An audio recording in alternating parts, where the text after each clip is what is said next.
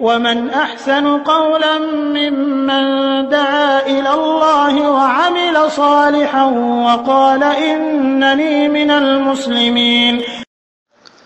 আসসালামু আলাইকুম ওয়া রাহমাতুল্লাহি ওয়া বারাকাতুহু।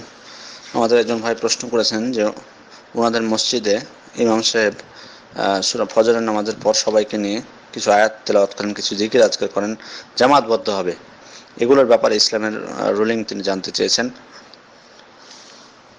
উত্তরে বলবো যে এভাবে নামাজের পরে সমস্বরে সকলে মিলে জামাতবদ্ধভাবে জিকির করা এটি রাসূল সাল্লাল্লাহু আলাইহি ওয়াসাল্লাম থেকে প্রমাণিত নয়, রাসূল সাল্লাল্লাহু আলাইহি ওয়াসাল্লাম থেকে প্রমাণিত নয়, সাহাবায়ে কেরাম থেকেও প্রমাণিত নয়। সুতরাং যদি এর মধ্যে কল্যাণ থাকতো তাহলে রাসূল সাল্লাল্লাহু আলাইহি ওয়াসাল্লাম করতেন, সাহাবায়ে কেরামকে করতে বলতেন, তারাও করতেন। এ ধরনের কোনো প্রমাণ নেই। এটি দিনের মধ্যে একটি নতুন সৃষ্টি, এটি একটি বেদাত, জঘন্য বেদাত। এ থেকে বেঁচে থাকা আমাদের জন্য অপরিহার্য, এ থেকে বেঁচে থাকা আমাদের জন্য অপরিহার্য, কারণ স্পষ্ট খেলাফ, সুন্নাতের স্পষ্ট খেলাফ, একটি কোনো প্রমাণ নেই রাসূল সাল্লাল্লাহু আলাইহি ওয়াসাল্লাম থেকে। রাসূল সাল্লাল্লাহু আলাইহি ওয়াসাল্লাম বলছেন, মান আহদাসা ফি আমরিনা হাযা মা লাইসা মিনহু ফাহুয়া রাদ্দুন, যে ব্যক্তি দিনের মধ্যে এমন নতুন কিছু সৃষ্টি করলো যা তার মধ্যে নেই তা পরিত্যাজ্য। তিনি অন্য বর্ণনায় এসেছে, মান আমিলা আমালান লাইসা আলাইহি আমরুনা ফাহুয়া রাদ্দুন, যে ব্যক্তি এমন কাজ করলো যাতে আমার কোনো নির্দেশ নেই সেটা পরিত্যাজ্য। কুল্লু বিদআতিন দালালা ওয়া কুল্লু দালালাতিন ফিন্নার, প্রত্যেকটি বেদাতই হচ্ছে গোমরাহি, পথভ্রষ্টতা, আর প্রত্যেক পথভ্রষ্টই যাবে জাহান্নামে। সুতরাং এগুলোর পরিণতি অত্যন্ত ভয়ঙ্কর। আমরা রাসূল সাল্লাল্লাহু আলাইহি ওয়াসাল্লামের অনুসরণ করতে চাই না, রাসূল সাল্লাল্লাহু আলাইহি ওয়াসাল্লামকে আদর্শ হিসেবে আসলে গ্রহণ করতে পারিনি, নাহলে এগুলো করতাম না। সত্যিকার অর্থে যদি রাসূলের প্রতি আমাদের ভালোবাসা থাকতো আমরা রাসূল সাল্লাল্লাহু আলাইহি ওয়াসাল্লামের অনুসরণ করবো। প্রথমে রাসূলের প্রতি যদি আমাদের ভালোবাসা থাকবে আমরা রাসূলের অনুসরণ করব। কি আমাদের মন চায় না যে রাসূল সাল্লাল্লাহু আলাইহি ওয়াসাল্লাম যেটা করেছেন নামাজের পর সেটাই আমি করব? একবারও কি আমাদের মন চায় না? যদি আমরা রাসূলকে ভালোবাসি থাকে তাহলে রাসূলের অনুসরণ আমরা করব না কেন? প্লাস আপনি যেগুলো বলেছেন, দেখুন এটা একটা বেদাত করতেছেই সবাইকে নিয়ে জামাতবদ্ধ হবে।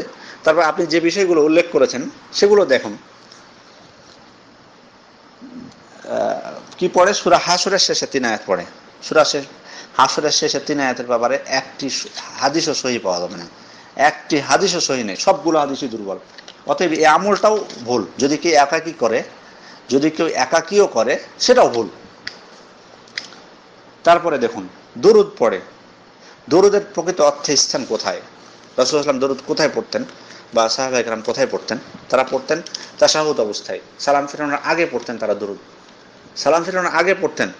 এমন কোনো প্রমাণ নেই রাসূল সাল্লাল্লাহু আলাইহি ওয়াসাল্লাম থেকে বা সাহাবায়ে কেরাম থেকে যে তারা নামাজের পরে তারা দরুদ পড়েছিলেন। হ্যাঁ, দরুদ মানে এমন না যে আর অন্য জায়গায় পড়া যাবে না, তা না, বরং আপনি যে কোনো সময় রাসূলের উপর দরুদ পেশ করতে পারেন। কারণ রাসূল সাল্লাল্লাহু আলাইহি ওয়াসাল্লাম বলছেন, মান সাল্লা আলাইয়া সালাতান ওয়াহিদা সাল্লাল্লাহু আলাইহি বিআশরা, যে ব্যক্তি আমার উপর একবার দরুদ পেশ করলো আল্লাহ তাআলা তার উপর 10 বার রহমত বর্ষণ করবেন। তো তাহলে এই হাদিস থেকে বোঝা যাচ্ছে যে দরুদ আপনি যে কোনো সময় পড়তে পারেন। নামাজের পরের সাথে কেন খাস করছেন? কেন নামাজের পরের সাথে খাস করছেন? যদি নামাজের পরের সাথে খাস করেন অবশ্যই আপনার দলিল থাকা লাগবে। আপনি করেন কিন্তু খাস করা যাবে না তো নামাজের পরের সাথে। আপনি যে কোনো সময় পড়েন, দরুদ পেশ করেন, আপনি যে কোনো সময় পড়েন। রাসূল সাল্লাল্লাহু আলাইহি ওয়াসাল্লাম বলছেন, ওয়াসাল্লু আলাইয়া ফাইন্না সালাতাকুম তাবলুগুনি হাইসু কুনতুম, তুমি আমার প্রতি দরুদ পেশ করো, আমার প্রতি সালাম দাও, আমার প্রতি দরুদ পেশ করো, তোমার যেখানে থাকো না কেন তোমাদের সালামটা আমার কাছে পৌঁছায় দেওয়া হয়। সুতরাং আপনি যে কোনো সময় দরুদ পেশ করুন, নামাজের সাথে কেন খাস করছেন? তারপরে আপনি শুধু তাই না, আরেকটি দোয়া উল্লেখ করেছেন, আল্লাহুম্মা আজিরনি মিনান নার। এটি কেন করে জানেন? এটি 7 বার পাঠ করে। আপনি তো এটা উল্লেখ করেননি এখানে, 7 বার পাঠ করে। এ ব্যাপারে একটা হাদিসও আছে, কিন্তু হাদিসটি হচ্ছে দুর্বল। হাদিসটা হলো এরকম যে ইযা সাল্লাইতা সুবহা ফাকুল ক্বাবলা আন তুকাল্লিমা আহাদান মিনান নাস আল্লাহুম্মা আজিরনি মিনান নার 7 মাররাত ফাইন্নাকা ইন মুত্তা মিন ইয়াউমিকা যালিকা কাতাবাল্লাহু লাকা জিওয়ারাম মিনান নার। অর্থাৎ তুমি যখন ফজরের নামাজ পড়বে তখন কারোর সাথে কথা বলার পূর্বে 7 বার আল্লাহুম্মা আজিরনি মিনান নার পড়বে। তাহলে যদি তুমি ওই দিন মারা যাও তাহলে আল্লাহ তাআলা তোমাকে জাহান্নামের আগুন থেকে রক্ষা করবেন। এবার এমনইভাবে তুমি মাগরিবের নামাজের পর যদি এমনটি করো তাহলে ওই রাতে যদি মারা যাও তাহলে তোমাকে আল্লাহ জাহান্নামের আগুন থেকে রক্ষা করবেন। এই হাদিসটি দুর্বল, হাদিসটি সহিহ নয়। সহিহ যেটা হচ্ছে সেটা হলো আনাস রাদিয়াল্লাহু আনহু থেকে বর্ণিত, তিরমিজির 2072 নম্বর হাদিস এবং ইবনে মাজার 4340 নম্বর হাদিস, মান সাআলাল্লাহুল জান্নাতা সালাসা মাররাত ক্বালাতিল জান্নাহ আল্লাহুম্মা আদখিলহুল জান্নাহ ওমান ইস্তাজারা মিনান নার সালাসা মাররাত ক্বালাতিন নার আল্লাহুম্মা আজিরহু মিনান নার। অর্থাৎ যে ব্যক্তি আল্লাহর কাছে জান্নাত চাইবে 3 বার, জান্নাত তখন আল্লাহ তাআলাকে বলবেন, আল্লাহ তুমি তাকে জান্নাতে প্রবেশ করাও। আর যে ব্যক্তি জাহান্নাম থেকে আশ্রয় প্রার্থনা করবেন, মহান আল্লাহ তাআলা জাহান্নাম তখন মহান আল্লাহকে বলবেন যে আল্লাহ তুমি তাকে জাহান্নামের আগুন থেকে রক্ষা করো। তো এখানে কোনো নামাজের সাথে এটা সংশ্লিষ্ট করা হয়নি, কোনো নামাজের সাথে সংশ্লিষ্ট করা হয়নি, কোনো ওয়াক্তের সাথে সময়ের সাথে সংশ্লিষ্ট করা হয়নি যে এই সময় পড়তে হবে, সকালে বা বিকালে বা দুপুরে বা ফজরের পরে বা জোহরের পরে, কোনো কিছু সংশ্লিষ্ট করা হয়নি। সাধারণভাবে বলা হয়েছে যে ব্যক্তি 3 বার জান্নাত চাইবে, যে ব্যক্তি 3 বার জান্নাত চাইবে আর যে ব্যক্তি 3 বার জাহান্নামের আগুন থেকে আশ্রয় প্রার্থনা করবে, তাদের কথা এখানে বলা হয়েছে। এটি সহিহ সূত্রে প্রমাণিত, এটি সহিহ সূত্রে প্রমাণিত। কিন্তু আপনার ইমাম সাহেব যেটা করে সবাইকে নিয়ে, এটি দুর্বল হাদিস দ্বারা প্রমাণিত। আর কিভাবে চাইবে? আল্লাহুম্মা আজিরনি মিনান নার শুধু বলবে? কিভাবে জান্নাত চাইবে? কিভাবে জাহান্নাম থেকে কিভাবে আশ্রয় প্রার্থনা করবে? আপনি যেভাবে ইচ্ছা বলতে পারেন, আল্লাহুম্মা ইন্নী আসআলুকাল জান্নাহ ওয়া আজিরনি মিনান নার, এটাও বলতে পারেন। অথবা বলতে পারেন আল্লাহুম্মা ইন্নী আসআলুকাল জান্নাহ ওয়া আউযু বিকা মিনান নার, আল্লাহুম্মা ইন্নী আসআলুকাল জান্নাহ ওয়া আউযু বিকা মিনান নার। এভাবে আপনি 3 বার বলতে পারেন, যে কোনো সময় বলতে পারেন, এতে কোনো সমস্যা নেই। সুতরাং আমি অনুরোধ করব সকলকে, সকল ইমামকে এবং সকল মুসল্লি সবাইকে, যে দেখুন রাসূল সাল্লাল্লাহু আলাইহি ওয়াসাল্লাম যেটা করেছেন সেটার প্রতি ভালোবাসা রাখুন, সেটা অনুসরণের চেষ্টা করুন। লাকাদ কানা লাকুম ফি রাসূলিল্লাহি উসওয়াতুন হাসানাহ, তোমাদের জন্য রাসূল সাল্লাল্লাহু আলাইহি ওয়াসাল্লামের মধ্যে রয়েছে উত্তম আদর্শ। আজকে যে আমরা করি এগুলো কোত্থেকে পেয়েছি? আমরা বলি যে আমরা রাসূলের প্রতি ভালোবাসি, রাসূলকে ভালোবাসি, কিন্তু ভালোবাসার অর্থ কি? শুধু বললে হলো ভালোবাসা? আপনি যদি ভালোবাসেন তাহলে আপনি অনুসরণ করছেন না কেন? কেন আপনার জানার আগ্রহ নেই যে রাসূল সাল্লাল্লাহু আলাইহি ওয়াসাল্লাম কি করেছিলেন নামাজের পরে আর নামাজ সালাম ফেরানোর আগে কি করেছেন, কখন দোয়া করেছেন, কখন করেননি, কখন জামাতবদ্ধভাবে দোয়া করেছেন, কখন করেননি, কখন? এটা কেন আমার জানার আগ্রহ নেই কেন? দুনিয়াতে এত কিছু করি তখন জানার আগ্রহ হয়, কিন্তু এইসব ক্ষেত্রে কেন জানার আগ্রহ নেই? বা জানলেও কেন বাদ দিতে চায় না? কি স্বার্থ আছে আমার? স্বার্থ আছে, কিন্তু আপনাদের স্বার্থ নয়, কিন্তু তাদের স্বার্থ ঠিকই আছে। কারণ ভয় আছে যে যদি আজকে বাদ দিয়ে দিই, ইমামত থেকে বাদ দিয়ে দিবে, আমার পকেট খালি হয়ে যাবে, এটাই আসলে ভয়। কিন্তু আমি সকলকে বলবো আল্লাহকে ভয় করুন, আল্লাহকে ভয় করুন, আল্লাহকে ভয় করে শিরক বেদাত থেকে দূরে সরুন। শিরক বেদাত থেকে, আল্লাহকে ভয় করে শিরক বেদাত থেকে দূরে সরুন। আল্লাহ তাআলা আপনার পথ সহজ করে দিবেন। আল্লাহ তাআলা নিজেই প্রতিশ্রুতি দিয়েছেন, ওয়া মান ইয়াত্তাকিল্লাহা ইয়াজআল লাহু মাখরাজা, যে ব্যক্তি আল্লাহকে ভয় করলো, তাকওয়া অবলম্বন করলো, আল্লাহ তার পথ পরিষ্কার করে দিবেন, তার পথ খুলে দিবেন, কোনো জটিলতা রাখবেন না। এবং তিনি বলেছেন এই কথাও, ওয়ারযুকহু মিন হাইসু লা ইয়াহতাসিব, এবং তাকে কল্পনাতীত রিজিক দিবেন, যে সেটা ভাবতেই পারেনি যে এত রিজিক তাকে দেওয়া হবে।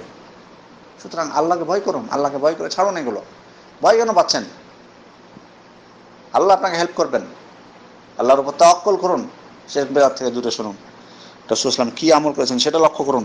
দেখুন রাসূল সাল্লাল্লাহু আলাইহি ওয়াসাল্লাম সালাম ফেরানোর পর 3 বার আস্তাগফিরুল্লাহ বলতেন, আস্তাগফিরুল্লাহ আস্তাগফিরুল্লাহ আস্তাগফিরুল্লাহ, আল্লাহুম্মা আনতাস সালাম ওয়া মিনকাস সালাম, তাবারাকতা ইয়া যাল জালালি ওয়াল ইকরাম, লা ইলাহা ইল্লাল্লাহু ওয়াহদাহু লা শারীকা লাহু লাহুল মুলকু ওয়া লাহুল হামদু ওয়া হুয়া আলা কুল্লি শাইইন কাদির, আল্লাহুম্মা লা মানি'a লিমা আ'তাইতা ওয়া লা মু'তিয়া লিমা মানা'তা ওয়া লা ইয়ানফা'ু যাল জাদ্দি মিনকাল জাদ্দ। আপনি এটা পড়তে পারেন। আপনি সুবহানাল্লাহ 33 বার, আলহামদুলিল্লাহ 33 বার, আল্লাহু আকবার 33 বার, একবার লা ইলাহা ইল্লাল্লাহু ওয়াহদাহু লা শারীকা লাহু লাহুল মুলকু ওয়া লাহুল হামদু ওয়া হুয়া আলা কুল্লি শাইইন কাদির, অথবা 34 বার আল্লাহু আকবার, যেটা আমল করতে পারেন ইচ্ছা। রাসূল সাল্লাল্লাহু আলাইহি ওয়াসাল্লাম বলছেন যে ব্যক্তি এই আমলটা করবে, আল্লাহ তাআলা তার সমস্ত গুনাহ খাতা মাফ করে দিবেন, যদিও তার গুনাহ সমুদ্রের ফেনা সমতুল্য হয়। কুল হুয়াল্লাহু আহাদ পড়ুন, কুল আউযু বিল ফালাক পড়ুন, কুল আউযু বিরাব্বিন নাস পড়ুন।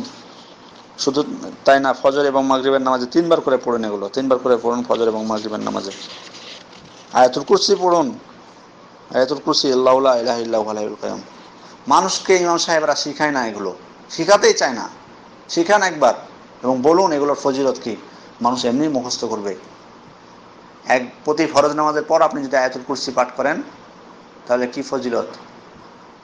যদি আপনার কি ফজিলত? ফজিলত হলো যে আপনি যদি প্রতি ফরজ নামাজের শেষে আয়াতুল কুরসি পাঠ করেন, আপনার এবং জান্নাতের মধ্যে মৃত্যু ব্যতীত কোনো বাধা থাকবে না। আজকে আমরা এই সমস্ত আমল করতে ভালো লাগে না আমাদের। এটা সহিহ হাদিস দ্বারা যে প্রমাণিত, ওই জন্য আমরা বলি না মানুষকে। দুর্বল হাদিস যদি হতো, যত ধরনের মিথ্যা বানাও দুর্বল হাদিস, সেগুলো আমরা প্রচার করবো, খুব মজা লাগে পালন করতে। শুকরিয়া সিজদা দিতে বলবো, প্রতি নামাজের পর শুকরিয়া সিজদা দিতে বলবো। কারণ বানাওয়াট হাদিস আছে যে শিয়ারা বানিয়ে গেছে, আর আমরা আজকে নিয়ে নিচ্ছি চোখ বন্ধ করে। খুব ভালোবাসা, ভক্তি এগুলোর প্রতি। কারণ সহিহ হাদিস না যে সেগুলো, দুর্বল হাদিস যে, সেই জন্য এত ভক্তি। যেগুলো সহিহ হাদিস দ্বারা প্রমাণিত সেগুলো আমরা আমল করতে চাই না। সেগুলো আমরা আমল করতে চাই না। দুঃখজনক হলো সত্য, দুঃখজনক হলো সত্য, আমরা এগুলো আমল করতে চাই না। সুতরাং আমি বলবো যে রাসূল সাল্লাল্লাহু আলাইহি ওয়াসাল্লাম যে আমলগুলো করেছেন সেগুলো আমল করুন। আপনি ফজর এবং মাগরিবের নামাজের পর লা ইলাহা ইল্লাল্লাহু ওয়াহদাহু লা শারীকা লাহু লাহুল মুলকু ওয়া লাহুল হামদু ইউহয়ি ওয়া ইউমীতু ওয়া হুয়া আলা কুল্লি শাইইন কাদির, এটি 10 বার পাঠ করুন। তারপরে আমি তো আগে বলেছি সূরা ইখলাস, তারপরে সূরা নাস, সূরা ফালাক, এগুলো 3 বার করে পাঠ করবেন ফজর এবং মাগরিবের পর, আর অন্যান্য ওয়াক্তে 1 বার করে পাঠ করবেন। ইনশাআল্লাহ এগুলোর মধ্যেই রাসূল সাল্লাল্লাহু আলাইহি ওয়াসাল্লামের অনুকরণের মধ্যেই আমাদের জন্য কল্যাণ নিহিত রয়েছে। আল্লাহ আমাদেরকে তার রাসূলের আনুগত্য করার তৌফিক দান করুন, আমিন। আসসালামু আলাইকুম ওয়া রাহমাতুল্লাহি ওয়া বারাকাতুহু।